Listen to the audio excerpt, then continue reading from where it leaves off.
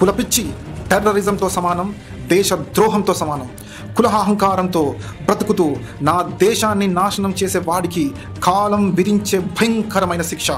కాలం ఎప్పుడు ఎవ్వరి కాళ్ళ దగ్గర ఉండదు, అది ఎవ్వరికి బానిస కాదు. ఈ వ్యవస్థలో ఏ అధికారాన్ని చూసి నీ బలపు, నీ బలం, నీ మదం, నీ పొగరు ఉందని బిర్రవిగి ఎగిరెగిరి పడుతున్నావో, నీ ప్రాణం ఏదో ఒక రోజు కాలానికి బానిసై నీ గుండెల్లో భూకంపాలు తెచ్చే భయంతో బలహీనుడివై నీ చావు ముళ్లతో, గాజు పెంకులతో, ఆకలితో పగపట్టి ఉన్న విష సర్పాలను కలిగి ఉన్న నరకపు దారులలో ప్రయాణిస్తుంది. కులానికి బానిసై బ్రతికేవాడు మానవ జాతిని విచ్ఛిన్నం చేసి, నా భారత జాతిని ఐక్యత నుండి దూరం చేసి, నా భరతమాత మనసును గాయపరుస్తూ బాధతో కృంగిపోయేలా చేసి, బరువెక్కిన హృదయంతో ఊపిరి ఆడనంత బాధతో ఏడిపిస్తున్నాడు.